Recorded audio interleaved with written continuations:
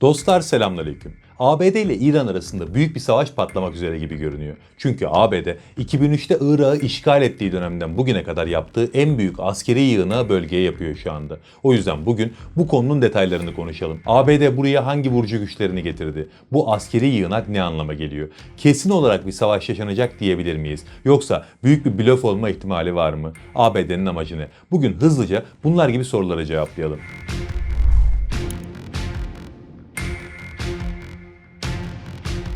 Bugünlerde şahit olduğumuz askeri yığını anlamak için Haziran 2025'teki askeri müdahaleyi de hatırlamak gerekiyor.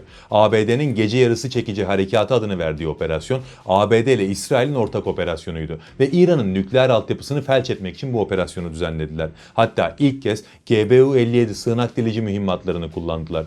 125'ten fazla savaş uçağı burada görev aldı. Ama o operasyonla ilgili ABD'de Trump çok eleştirilmişti. Operasyonun sırf gösteri olduğu, aslında İran'ın nükleer programdan vazgeçirmeye çok uzak olduğu söylenmişti. O dönem Trump İran'ın nükleer programını bitirdiğini açıklasa da ABD'nin istihbarat raporları en iyi ihtimalle İran'ın nükleer programının sadece 6 ay geri gittiğini yazıyordu. Şimdi tekrar nükleer program yüzünden bir kavgaya tutuşulduğuna göre demek ki Trump o dönem yalan söylemişti. Ve işte şimdi hesapta onun devamı sayılabilecek bir operasyon için hazırlık yapılıyor. Bir yandan ABD ile İran müzakerelere devam ederken bir yandan da özellikle son 2 aydır ABD bölgemize inanılmaz bir askeri yığınak yapıyor. Bunu yaparken artık sadece nükleer programdan bahsetmiyor. Bir rejim değişikliğinden de bahsediyor. Çünkü İran'da son yaşanan protesto dalgasından güç almış durumda. Yani aslına bakarsanız o protesto hareketi İran halkının kendine attığı bir gole dönüşmüş oldu. Neyse bunları yine konuşuruz ama öncelikle şu askeri yığınağa bir odaklanalım. Neler geldi bölgeye? Öncelikle ABD bölgeye USS Abraham Lincoln uçak gemisini gönderdi. Güney Çin Denizi'nden Umman Denizi'ne kaydırdı bu filoyu. Yani İran'ın hemen güneyine 5700 personel ve devasa bir hava gücü taşımış oldu. Bu ay bir de dünyanın en büyük uçak gemisi olan USS Gerald R. Ford da ikinci uçak gemisi olarak Doğu Akdeniz'e yöneldi. Yani İran'ı hem güneyden hem batıdan baskılamayı amaçlıyorlar. Bunun yanında belki de daha da önemlisi Arleigh Burke sınıfı muhriplerin bölgeye gönderilmesi oldu. Az da değil. Bu gemilerden 13 adet gönderildi. Bunlar önemli çünkü bu gemiler 1600 kilometre menzilli meşhur Tomahawk kara saldırı füzesiyle donatılmış gemiler. Normalde bu gemilerin 96 adet dikey fırlatıcısı var ama genellikle 50 civarı Tomahawk füzesi taşıyorlar. Çünkü bunun yanında bir de hava savunma füzeleri taşıyabiliyorlar. Balistik füze savunması kabiliyetleri de var. Yani İran'ın misilleme için yapacağı balistik füze saldırılarına önlem olarak da bölgeye gitmiş durumdalar. Bunun yanında bölgeye birçok kıyı muharebe gemisi gönderildi. Bunlar da Hürmüz Boğazı'nın mayınlanma ihtimaline karşı oradalar. İran devrim muhafızları küresel bir baskı oluşturmak için bu bölgeyi mayınlayabilirler. Çünkü dünya petrol arzının %20'si buradan geçiyor. Eğer burayı mayınlarlarsa küresel bir ekonomik çöküş yaşanır. İşte bu kıyı muharebe gemileri buna karşı oradalar.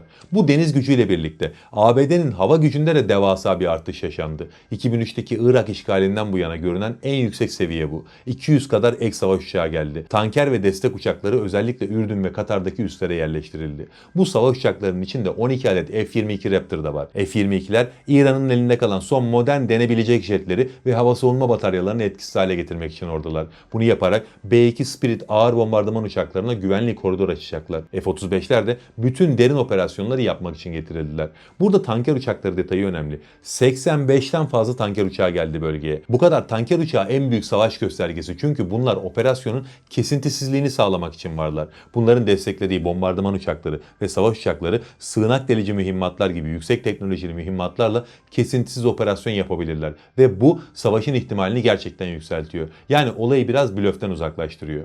Peki öncelikle şu soruyu bir cevaplayalım. ABD bu devasa yığınağı neden yaptı? Aslında parça parça bir kısmından bahsettik ama şöyle bir toparlamış olalım. Birincisi İran'ın nükleer programını ve balistik füze programını tamamen bitirmek istiyorlar. ABD bunu İsrail'in güvenliği için olmazsa olmaz olarak görüyor. İkincisi rejim üzerindeki iç baskıyı dış baskıyla birleştirmek istiyorlar. İran içindeki protestoları Trump kendi çıkarları için çok iyi kullandı. Şu anda bunu bahane ederek de ülkeyi vurmaya geliyorlar. Üçüncüsü de eğer bir blöf varsa masada İran'ı caydırmak istiyorlar. Ve buraya gelmişken son olarak da şu soruyu cevaplayalım. Burada bir blöf yapılıyor olabilir mi? Yani ABD bunca hazırlığı sadece masada İran'ı caydırmak için ve istediği noktaya getirmek için yapıyor olabilir mi? Bu tarz görüşmelerde daha önceki yıllarda da ABD bugünkü gibi askeri gücünü arttırma yoluna gitti. Ama hiçbir zaman bu kadar büyük bir askeri hareketlilik yaşanmadı. Genelde bölgedeki askeri üslerine ek askerler ve uçaklar göndermekle kalıyorlardı. Ama bu sefer çok farklı. Az önce saydığım devasa yığınak bölgeye getirildi. Ayrıca bölgedeki bazı ABD askeri üslerinde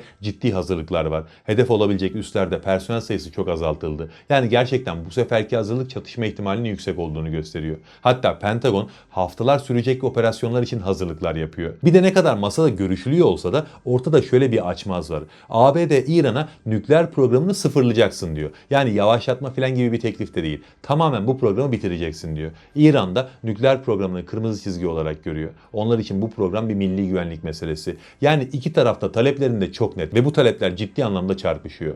Bunların yanında tabii bir de İsrail faktörü var. İsrail ABD'ye sürekli baskı yapıyor. Bu baskının da illaki etkisi olacaktır. İşte tüm bunlar bir araya geldiğinde bunun bir blöf olma ihtimali düşük gibi duruyor. Operasyon olursa ne şekilde olur birazdan konuşuruz. Ama onun öncesinde şuna da değinmek lazım ki blöf olma ihtimali de var. Düşük bir ihtimal de olsa bu ihtimal de var ve ele almamız gerekiyor. Çünkü Trump önce Amerika diye bir vizyonla yola çıktı. Bugüne kadar anlattığı o vizyonun en son isteyeceği şey büyük ve ucu açık bir kara savaşı. Yani ABD'nin şu anda yeni bir Irak veya Afganistan savaşı süreci yaşama ihtimali yok. Böyle bir süreç hem Trump'ı hem de ABD'yi bitirir. Trump ABD ile Çin arasındaki rekabetin farkında ve muhtemel bir kara savaşıyla bu rekabette tamamen kaybedeceğini biliyor. Bu yönden de baktığımız zaman blöf olma ihtimali olduğunu söyleyebiliriz. Ama tabii burada şuna da odaklanmak gerekiyor. Sürekli yeni bir odak noktası açtığımın farkındayım. Ama çok katmanlı bir konu bu. Mecbur bu şekilde konuşuyoruz. ABD bir savaşa girme lüksüne sahip değil. Ama bir savaşa girecekmiş gibi hazırlık yapıyor. Bunun şahsi görüşüm tek bir sebebi var. İran'ın karşılık veremeyeceğini biliyor olması. İran her ne kadar şu an dik durmaya çalışsa da bu yapılan askeri yığınağa karşı çaresiz olduğunun farkında. Ben bunu söylediğim zaman insanların zoruna gidiyor ama hoşumuza gitse de gitmese de ortadaki gerçek bu. Haziran 2025'te bu adamlar gelip İran'ın en kritik tesislerini öyle ya da böyle vurdular mı? Vurdular. İran karşılık verebildi mi? Yok. Çünkü İran'da ABD'nin hava gücüne karşı savunma yapabilecek bir potansiyel yok. Kara savaşında belki durum farklılaşabilir. Yani başka bir senaryo konuşabiliriz. Ama havada karşılık verecek gücünün olmaması Trump'ın harekete geçmesini sağlayabilir ve bunu da topyekun bir savaşa dönüşmeden gerçekleştirebilirler. İşte Trump bunun farkında. Bu yüzden şahsi görüşüm eğer bir anlaşma sağlanamazsa adım adım bir operasyon yürütülecek ve ilk adımda İran'ın kritik askeri tesisleri, önemli isimleri ve bilinen nükleer tesisleri vurulacak. Eğer İran karşılık verirse saldırı ikinci aşamaya geçecek. Ama yine siber saldırı, elektronik harp ve hava saldırılarının ötesine geçmeyecek. İran beyaz bayrak çekene kadar da operasyon bu şekilde devam ettirilecek. Yani eğer olur da masada anlaşma sağlanamazsa ABD hiçbir şekilde kara savaşı noktasına gelmeyecek.